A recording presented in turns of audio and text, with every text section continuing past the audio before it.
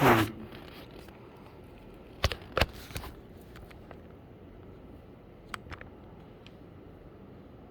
your third strike today.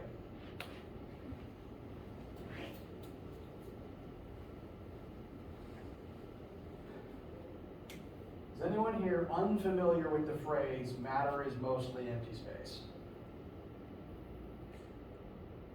Okay. So since the atoms that make up objects are so far apart, there's a lot of gaps between those atoms. And yeah, zoom in, even if something looks completely smooth, zoom in far enough, and there's still peaks and valleys as a result of that fact. Even if these were all level with one another, there's still spaces in between them that the atoms of another object could slip into. And so the reason that friction happens is that since every object, every surface is bumpy and jagged on some level, whenever two objects touch, the peaks and grooves from one kind of slide into the peaks and grooves of another, like two saws with their teeth intermeshed. And I highly don't recommend this. If you ever had two saws with their teeth intermeshed, it becomes very bad and very dangerous to try to push them across one another, try to push the teeth out of one another. So, two objects sitting on each other, the various imperfections in their surface sort of sink and lock into each other. It's pretty easy to just lift one of them straight up and off of each other, but if you try to slide them across each other, that doesn't work nearly as well. And so friction happens because you're literally trying to push the jagged bits into each other, and eventually they will just kind of have to grind across one another as the objects slide. Friction is literally all of those interactions between the various imperfections just screaming no the whole time. And that's why you literally can't escape it as long as two pieces of solid matter are touching one another. Frankly, it doesn't even have to be solid matter because wind resistance is technically a form of friction, and you encounter that just existing in gas all the time. So really, anytime matter is touching, some form of friction exists. And that's why within the entire universe, we are constantly losing energy, and why all processes are kind of imperfect when you talk about the energy use in them. You eventually get tired, not only because you run out of energy, but because the friction in your muscles causes you to overheat. Friction has a tendency to take energy that you were using and turn it into heat and thermal energy instead of actually accomplishing some task with it, which is why rubbing your hands across them warms things up slowly. It's also why your car and your cell phone overheat eventually, because there's friction inside those components that just warms them up instead of, using the energy to do something productive like drive or run your phone. Friction is kind of the root cause of a bunch of problems, and we literally can't escape it. Even if you try to make something as slick and as smooth as possible, you still can't escape the dang atomic structure, so it's just kind of unavoidable. Because it's going to be present most of the time, we have to learn how to calculate it. The formula for force of friction is equal to force of friction equals normal force times mu. This is a lowercase Greek letter that we haven't used yet. The uppercase Greek mu just looks like a capital M. The lowercase Greek mu, depending on who's writing it, sometimes looks like a funky U, sometimes looks like a cursive M. I do it this way, and I'm not entirely sure why, frankly. Maybe just because I use cursive M as a shortcut. If I write it like this, I mean mu. And I believe it's basically, I never studied Greek. I think mu is the Greek M, kind of like nu is the Greek N. I'm not a linguist, so that could be false. But What mu is short for here is the coefficient of friction. So whenever you see this symbol as a variable in a formula, it's referring to a constant known as the coefficient of friction. What this formula tells us is the force of friction between two objects depends on two main factors. One is the normal force between those two objects, which is to say, how hard are those objects being pushed into each other? If you set an object onto some other object's surface, we know that there's going to be normal force between the table and this tape dispenser right now. We talked about that one last week. The normal force from the table is what's currently holding this in place instead of letting it fall. So we know there's normal force here. Normal force can be thought of as how hard are the two objects pressing into one another. If I set a piece of paper on this table, there's not going to be a whole lot of normal force there because the paper doesn't weigh much. It's not going to press down very hard. But if I set, a 200-pound block of lead on this counter, that's very heavy. It's going to press very hard down into the surface. Off the top of your head, which of the two objects, a piece of paper or a 200-pound block of lead, is going to be the hardest to push across this surface? Not a trick question, it's the lead. And the primary reason there is the normal force between the two objects, the lead and the surface, or the paper and the surface, contributes to the amount of friction. If there's more normal force, then those peaks and grooves are going to push harder into each other. And that makes it harder to actually pop them out and slide one thing across the other. So, normal force is one of the two things that determines the value of friction. The other thing is mu, the coefficient of friction.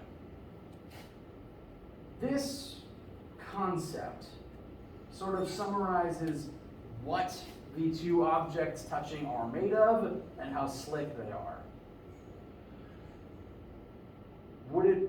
If I take that 200-pound block of hypothetical lead and I put it on a hyper-polished, oil-slicked floor, would it be easier to drag that along that floor than it would be along this desk?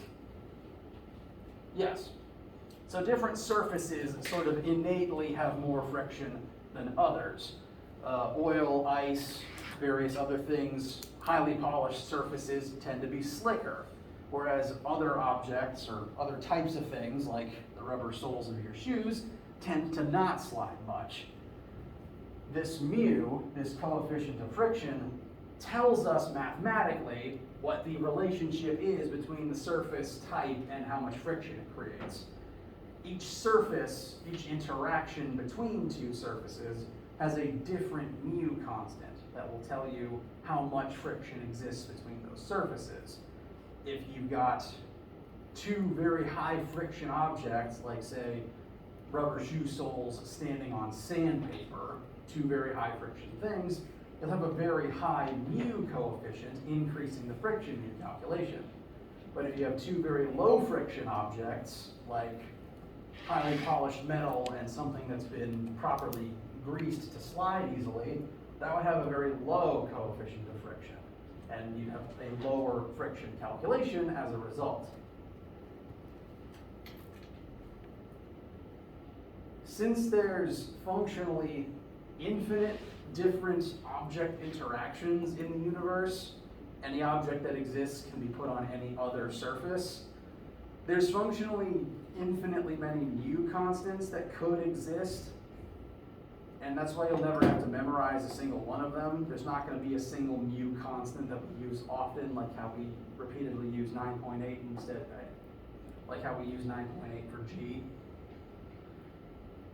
Since there's infinitely many of these things, there's not really a table for them, and you won't have to memorize them. A question will either give you a mu for a specific interaction, or the point of the question will be you're given everything you need to calculate mu.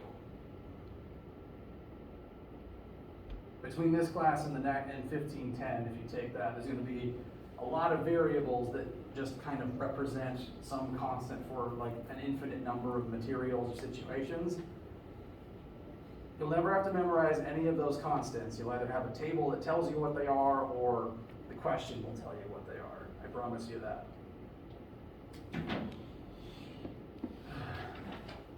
How do we feel about friction so far, at least as a concept?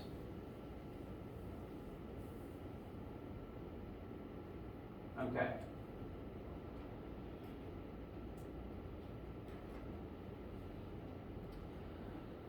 Let's begin applying some of this information to a sample question.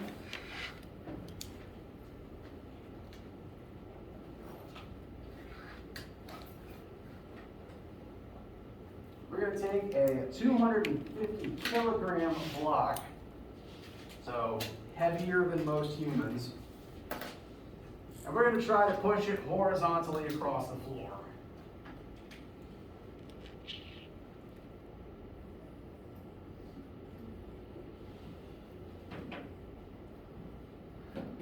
That's positive X, so we'll just say pushing to the right.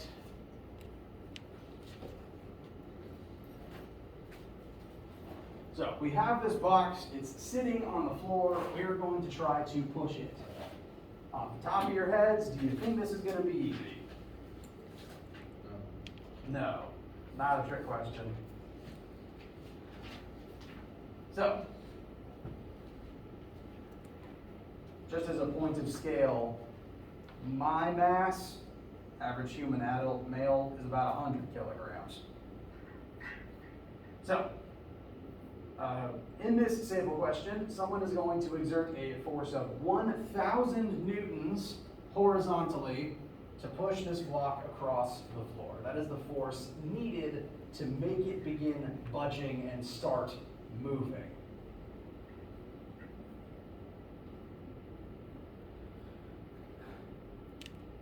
With that information, what would the maximum values of friction, maximum value, singular for right now, of friction be between the box and the floor in this scenario?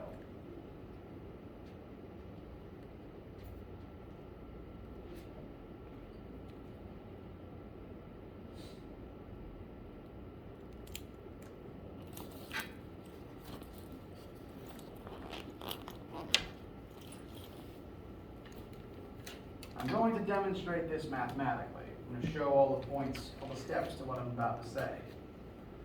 But, just to go ahead and tell you where this is going, if this 1,000 newtons is the only force you are exerting to push it sideways, and it begins to budge if it starts moving right at the 1,000 newton mark, that tells us that the force of friction holding it, the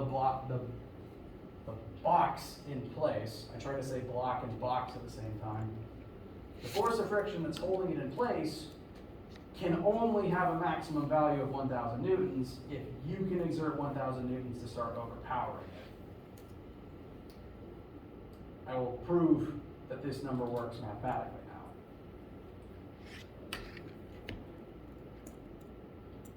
When examining the forces on an object, it's important to think about what types of forces are present, what all of the forces present should be equal to. So we have this box sitting on the floor. We know one of the forces, we're going to exert 1,000 newtons on it ourselves. What other forces would be on this object if it is sitting mostly still on the floor? On Earth? Gravity.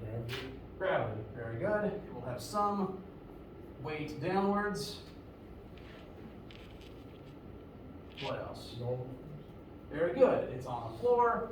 That floor is exerting some amount of force upwards. We know this because it is not crashing through the floor. Force holding it up, therefore its net vertical acceleration is 0.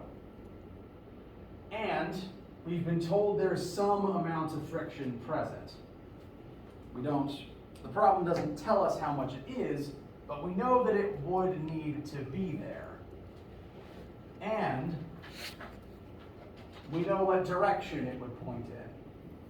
Whatever direction we assign the 1,000 newtons that we're applying in, box is going to slide that way. Friction exists to oppose motion. Friction would have to point in the opposite direction. So these are the four forces that are currently present on this particular object. Questions so far? All right. So, Newton's second law tells us that we can add all the forces up, and that net force would equal mass times net acceleration. Bless you. Thank you. Now, friction is going to be a horizontal force here. We're pushing the box horizontally, that puts the motion in the horizontal axis. Therefore, friction would also be a horizontal force, just the opposite sign as the motion, or the motion we're going to try to cause. So the only two X forces that are currently here are the force we're applying, 1,000 newtons, and the force of friction. And the box doesn't budge until we meet or exceed 1,000 newtons of force. So up to the point where we start exerting 1,000 newtons, the box is still locked in place. We haven't exerted enough to make it start moving.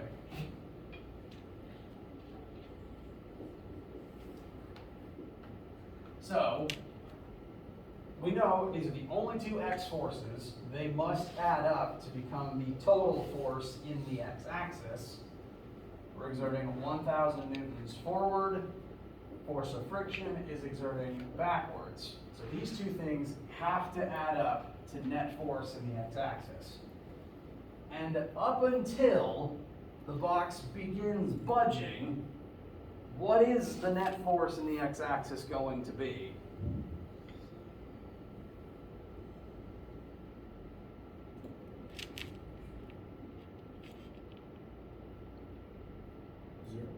Zero. If the box isn't budging, there's no net force making it accelerate yet. So these two forces must add up to zero in that situation. So that tells us our applied 1,000 newtons plus the force of friction must equal zero. Therefore, the maximum value the force of friction can apply here is negative 1,000 newtons. Negative just meaning in the opposite direction as the force we applied. So that is the maximum amount of effort that friction can exert in this situation.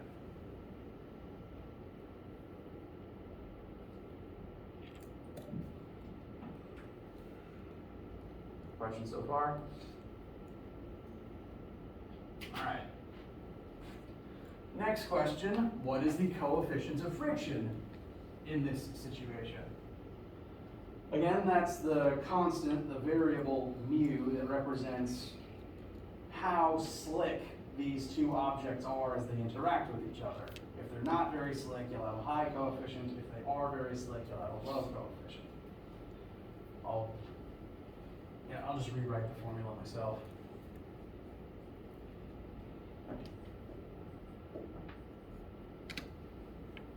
The one formula that has mu in it, the one coefficient of friction, is force of friction equals normal force times mu. We've just determined what the force of friction is. So we just need a value for normal force to determine what mu is. Excuse me. And to approximate normal force in this situation, just to show mathematically how you can get to that number. Normal force points in the y-axis, so let's look at all of the forces present in the y-axis. We'll have normal force up, force of gravity down, and what is the net force in the y-axis going to be if this box is just sitting still on the floor?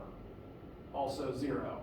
Even once it starts being pushed sideways, its net vertical force will still remain zero, because if you push something sideways, you're still not accelerating up or down. So as long as you're still on a flat floor, normal force and gravity should still add up to zero. Since we know the box's mass, we can actually approximate what normal force is because of this fact. Send force of gravity over, force of gravity is equal to mass times negative 9.8. It becomes a negative number because we subtract it, but g is inherently negative, so that'll still give us a positive answer. So 250 kilograms times 9.8. Normal force should be something to the effect of 2,480, I think.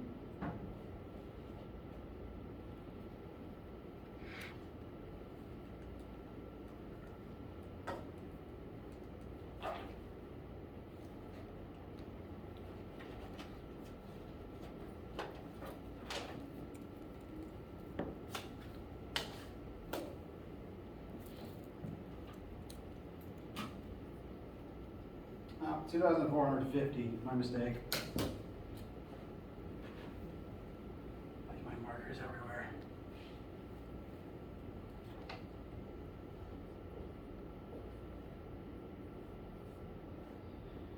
So, this can inform us what the normal force should be, which we can then use in our friction formula to determine what mu is.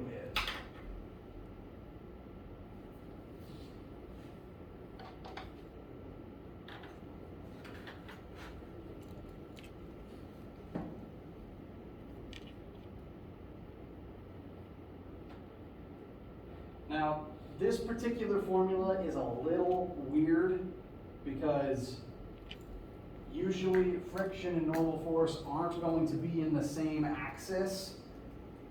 Like in this example, normal force points up and friction points sideways. Those two things are not in the same axis. And so positive and negative kind of stops mattering because positive and negative only really tells you direction in a single axis. Once you start changing axes, it kind of stops mattering. So this particular formula, positives and negatives kind of don't exist as a result of the axis change inherent to it. So I'd actually recommend on your notes or formula sheet, you can put an absolute value sign around FF and FN.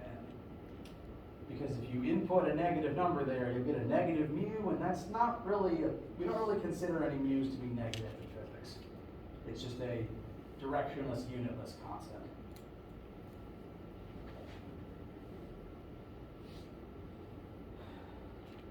And if you divide 1,000 by 2450, that should give us a mu of approximately 0.408. Some things to note about mu. One, it has no unit. Mu is unitless. It's basically a ratio comparing normal force to friction. If you look at the formula, in order to find mu, we divided a force by a force. So we divided newtons by newtons, and therefore all the units present just cancel out, leaving us with no unit on our answer. So again, unitless ratio comparing normal force to friction. And since it's a ratio, mu will always be some decimal number between 0 and 1. 0 would represent a situation where there's just no friction. 1 would represent a situation where two objects create so much friction that all of the normal force transitions directly into friction. That doesn't really happen in nature. It will always usually be between 0 and 1. If it's higher than 1, that's an artificially created scenario. So working any sort of a question and you're asked to find for mu, you should expect a small unitless decimal value between 0 and 1. Questions?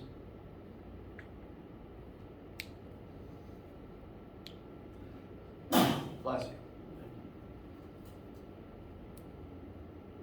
Okay.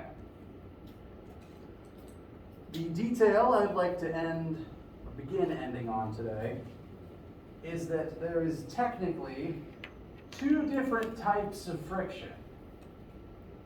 So, a couple more vocab words for you today. There are two types of friction. One of them is called static friction. This is the type of friction that is acting when two objects that are touching aren't in motion yet. So we have this heavy box that's sitting on the floor. If it's not currently moving, the force of static friction is the friction that wants to keep it from moving in the first place. So anything that you push and it doesn't budge, static friction is what is fighting you and holding it in place.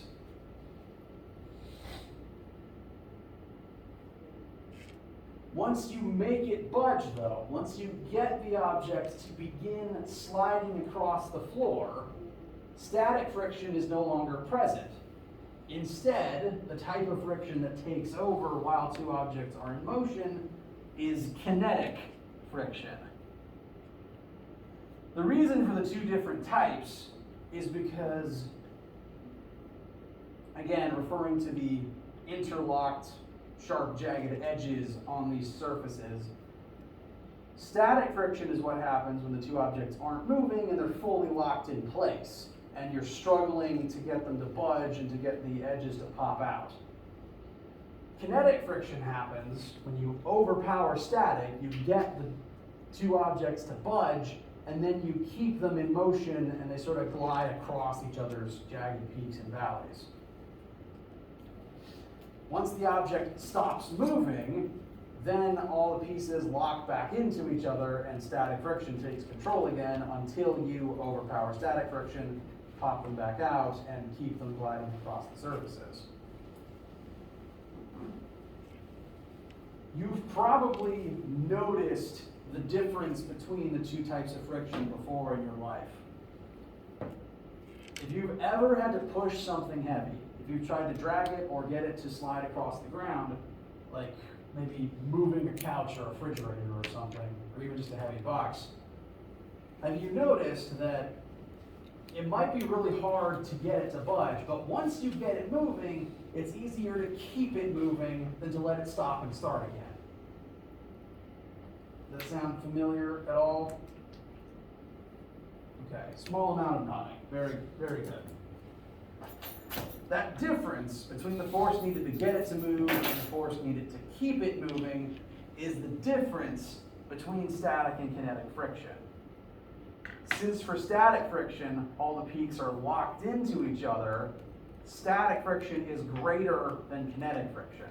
Because for kinetic friction, the pieces just glide across one another. For static friction, you've got to exert enough force to completely dislodge them from each other and then keep it moving.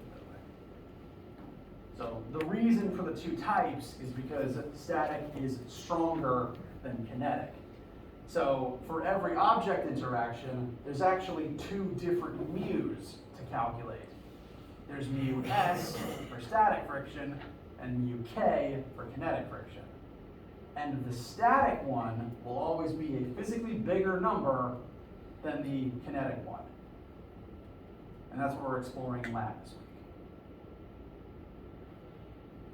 We're right at the end, and I don't want to hold you up. So, my last question for you is, in this example we just worked with the box, which type of friction did we just calculate? Static. Very good. Static, it wasn't moving yet. So this value would be mu s. And once it starts moving, we would use a different, similar set of calculations to figure out what mu k is. And again, that's what lab we've got this week.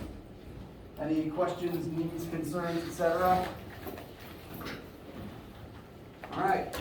If you need anything, let me know. As we finish chapter 3 stuff tonight. I'll either see you for lab today or lecture on Wednesday. Have a wonderful day.